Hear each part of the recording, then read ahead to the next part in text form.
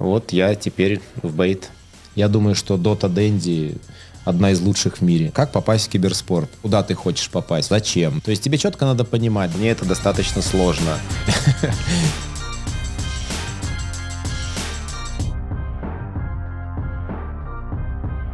Всем привет, с вами Жека Юджин, он же Евгений Ерофеев, я спортивный директор Бейт. Сегодня я буду общаться с вами на разные темы, приоткрою вам завесу тайны, как устроена внутри команда, как мы тренируемся, как мы развиваемся, как мы идем к нашим чемпионским титулам с самого начала и до победного конца. Не забывайте подписываться, поставить лайк, колокольчик и оставлять свои комментарии. Будем рады общаться с вами.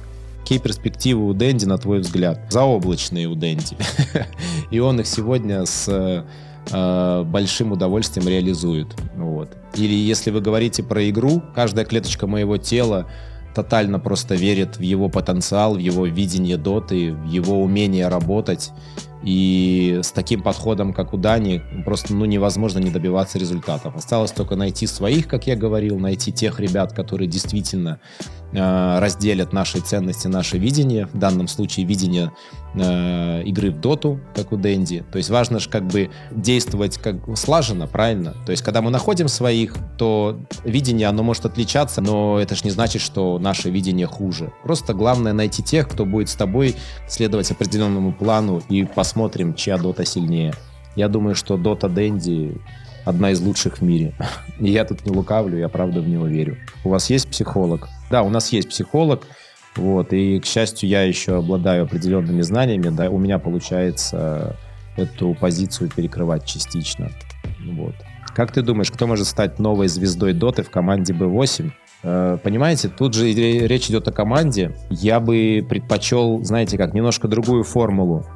Понимаете, Дэнди звезда, поймите меня правильно, да, именно как медийная личность. Вот. Я за то, чтобы команда состояла не из звездных игроков, а команда стала звездой. Именно по такому критерию мы подбирали игроков сейчас в команду. То есть по перформансу, да, по скиллу, по игровому, да, каждый потенциально может проявить себя, потому что вы понимаете, что у каждого каждый на своей позиции, у каждого своя роль.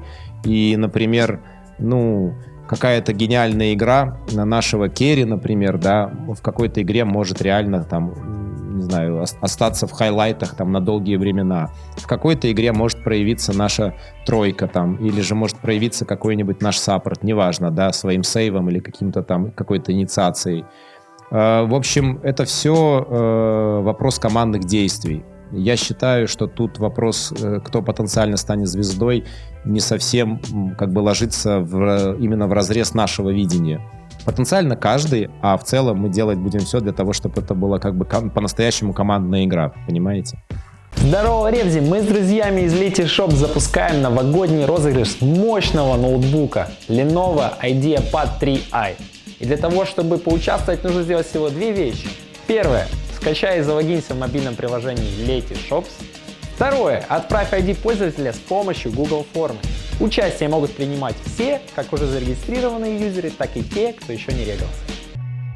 Есть настольная книга, к которой часто возвращаешься или по работе, или для своего удовольствия, или развития. Прям настольной нету такой, чтобы я прям часто возвращался. Так, чтобы посоветовать, то, что мне когда-то перевернуло, да, в принципе, все мое видение, это, наверное, 7 навыков высокоэффективных людей Стивена Кови. Вот, с этой книги началось много переосмыслений. Очень завела как-то книга, она немножко не из реальности такой, она из реальности как раз, но она не популярная литература. Есть такой автор Экхарт Толле, и он написал «Силы момента сейчас». Вот такой подход, такие знания, они как бы в принципе, да, переворачивают определенный угол зрения, да, у человека, и человек начинает чуть по-другому относиться к жизни в целом. Для меня это в свое время было полезно. До сих пор следую этим, если так можно сказать, указаниям, которые там были даны. Почему ты попал в Бейт? Как и почему? Ответ на вопрос уходит в мою биографию, то есть я закончил свое сотрудничество с Нави с января этого года. Вот, наши пути разошлись, пришло время мне двигаться дальше.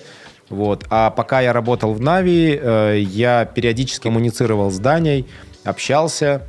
Даня как-то ко мне обращался, и я знаю, что у него как бы на тот момент молодая организация, которая, в принципе, хотела бы развиваться, и я могу своими компетенциями им помочь. Я с Даней списался, мы переговорили, ну и вот я здесь. Вот я теперь в Бейт. Если я начинаю работать с новым коллективом, как я планирую свою работу, какие задачи первостепенные? Ну, сначала я формирую коллектив, да, формирую определенный такой психотип, да, там, или образ той команды, которую я хочу на выходе получить. Занимаюсь селекцией, вот то, что мы делаем. После этого мы организовываем некий системно-тренировочный процесс, налаживаем все бизнес-процессы, связанные с тем, чтобы этот состав получил все условия. Определяем цели, план действий и начинаем двигаться. Ну, конечно же, идут какие-то параллельно процессы, которые необходимо, там, допустим, даже сейчас там, уделять время медике, уделять время общению, да, с аудиторией. Мы находим между всем этим баланс, да. Но мой конкретно фокус, именно моя, да, компетенция заключается в том, чтобы организовать процесс для команды так, чтобы они могли тотально отдаться значит, игре в доту, да, и развитию себя как профессионального киберспортсмена. Ну, на самом деле, первостепенные задачи, и все это очень тоже такая целая, может быть, презентация, а так как я говорил, что я подхожу системно, мне мой ответ сейчас не нравится. Там все очень глубоко и не так в двух словах не опишешь. Это прям надо взять, вот так вот расписывать и показывать и рассказывать. Безусловно, мы будем следить за тенденциями, за трендами. И, например, в данном случае мы сейчас присматриваемся к Valorant, как минимум. Это такой маленький вам инсайт. У нас уже была попытка подписать состав по PUBG Mobile. У нас на тесте была команда, мы с ними проработали месяца 2, но отказались от сотрудничества. И на данном этапе мы просто в стадии такой, как сказать, открытого изучения рынка, да, углубления в какие-то другие направления. Ну, придет время, мы обязательно будем подписывать. Откуда мы берем игроков для Dota и CS? Ну, очевидно, ребят, сообщество из тех игроков, кто играет, кто имеет определенный уже рейтинг, определенный опыт. Мы, наверное, стараемся сразу искать ребят, которые чуть ближе к компетитив, у которых есть хоть какой-то опыт компетитив, да, но тоже не сильно этим заморачиваемся, то есть мы понимаем, что иногда даже лучше взять человека без опыта в компетитив и сразу со старта привить ему свое видение, так, наверное, будет проще. Вот, на данном этапе у нас очень молодой состав, вот, есть опытные игроки, но не сильно опытные в любом случае, то есть это, наверное, самый малоопытный состав, который был в Бейт за все время, но один из самых перспективных, потому что мы учитываем не только еще умение нажимать на кнопочки, мы еще учитываем многие факторы, то есть характер, да, психологическую совместимость и самое главное определенные качества, да, которые, на мой взгляд, делают настоящего чемпиона чемпионом. Вот, мы как бы на это обращаем очень сильно внимание. Неважно, в какую игру ты решил играть, да, допустим, на примере КС, важно, какие ты себе ставишь цели. Часто задают вопрос, типа, как попасть в киберспорт? Я как бы задаю вопрос сразу встречный. В качестве кого? Там, зачем, да? Куда ты хочешь попасть? В какой киберспорт? Что такое киберспорт? И люди должны себе максимально конкретно на эти вопросы отвечать. То есть я хочу там попасть в качестве игрока в профессиональную команду и перформить на топ-уровне, да? А для этого сделать целый ряд определенных шагов. В частности, надо просто себе ответить даже на вопрос, где я сейчас нахожусь, да, то есть оценить свои реальные возможности сегодня. Знаешь, мне часто пишут ребята, я очень неплохо там, типа тут, у меня хороший скилл, посмотрите меня, потестите меня. И когда ты на самом деле начинаешь с этим человеком общаться, начинаешь его даже тестить, ну, в виде там просто какой-то игры, да, там, или каким-то образом ты наводишь справки про того или иного игрока, и ты понимаешь, что на самом деле его уровень достаточно далек до того уровня, чтобы, в принципе, на него обратить внимание. Еще есть такая штука, как, ну, некий социальный лифт. Там, если мы говорим про КС, то это есть такие платформы типа ESEA, Faceit, да, те, кто играет в КС, они это знают. И, конечно же, начинать свой путь надо именно с таких вот лиг, с таких вот платформ, на которые тебя могут заметить. То есть тебе четко надо понимать, да, в какую команду ты хочешь попасть, на какой позиции. То есть, соответственно, работать максимально плотно своим пониманием игры. То есть постоянно развиваться. Каждый день там, в своем дневном расписании у тебя должна стоять какая-то задача, которую ты должен сам себе ставить и ее выполнять. Просмотр демок должен у тебя стоять постоянно, то есть ты должен развиваться. Ты должен учиться коммуницировать, то есть командная игра, неважно, это Dota или CS, не обязательно как ты стреляешь еще, как ты координируешь, например, команду, как ты колешь той или иной ситуации, да, доносишь информацию, это тоже очень важный аспект. Прыгая к ребятам в какие-то там миксы, стаки, ты, по сути, обращаешь на себя внимание. А после этого надо для себя решить, что ты хочешь, куда ты хочешь попасть. Дело в том, что многие на самом деле ребята, которые мечтают перформить на высоком уровне, они немножко копируют, да, и смотрят, допустим, истории каких-то уже существующих топ-игроков и стараются повторить их путь.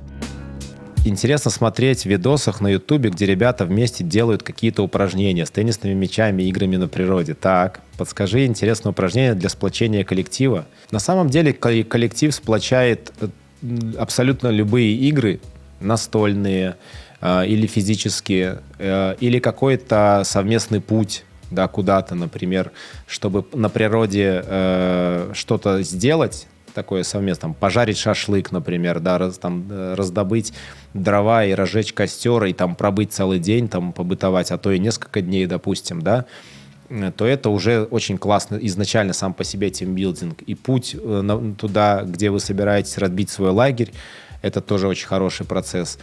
Бывают моменты в этих во всех походах и в каких-то таких мероприятиях, да, отвлеченных от игр. И там люди на самом деле начинают видеть друг друга и слышать друг друга по-настоящему. То есть сам по себе процесс отрывания любого киберспортсмена от компьютера, да, и вывод его даже просто посидеть в кафе напротив своего тиммейта и посмотреть ему в глаза. Вот. Обычно мы ассоциируем своих тиммейтов, да, с какой-то ролью в команде, с каким-то персонажем, на котором он играет, да, и ты оцениваешь его как человека по его действиям в игре.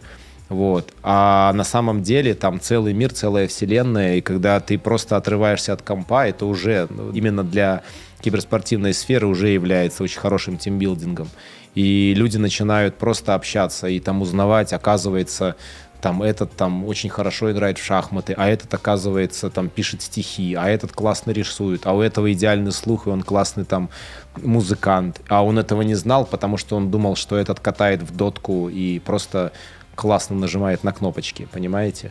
А когда мы научимся в команде друг друга видеть в первую очередь, как человека и взаимодействовать с человеком, вот, а не с персонажем в игре, то тогда у команды больше шансов на такое крепкое, сплоченное, долгосрочное сотрудничество. А что такое духовные тренировки, надо прояснить. Можно обходиться и без них, вот, но с ними будет гораздо глубже, вот, гораздо искреннее, гораздо эффективнее, если человек в принципе настроен на некое духовное развитие. Потому что достаточно хорошо понимаю тему духовности и убежден, что духовность, допустим, она вообще противоречит, как это ни странно звучит, спортивному результату. Потому что в духовности нет места какому-то соперничеству, да и достижению, прорыву куда-то. Там гораздо все глубже, гораздо все, что ли, понятие смирения, принятия, да, понятие находиться в потоке, понятие быть здесь и сейчас. Это не совсем про, я прошу прощения за рвать задницу, да, во что бы то ни стало, кровь из носа добиться результата. То есть как раз-таки, кстати, в книге Стивена Кови я первый раз нашел определенные ответы, как можно совмещать некое духовное развитие, если так можно выражаться, да, и материальную свою жизнь или жизнь как профессионала. То есть там как раз-таки эти аспекты затрагиваются, и там есть ответы, как это можно, в принципе, совмещать. Но если мы говорим прям про духовную жизнь, про духовное развитие, то по факту, ребята, это жизнь монаха. Монах какой-то. Видели хоть одного монаха, который хочет выиграть International? Я нет. То есть это немножко такой, надо быть просто тут четким и конкретным в терминологии. Если мы говорим о духовном развитии, то это гораздо все сложнее, нежели просто медитация. Ребят, всем спасибо, всем, кто присоединился, всем, кто смотрел. В скором будущем будет еще больше видео. Не забывайте подписываться, лайк, колокольчик от вас и оставлять свои комментарии. Будем рады общаться. Всем пока, ребят. Пока. Спасибо.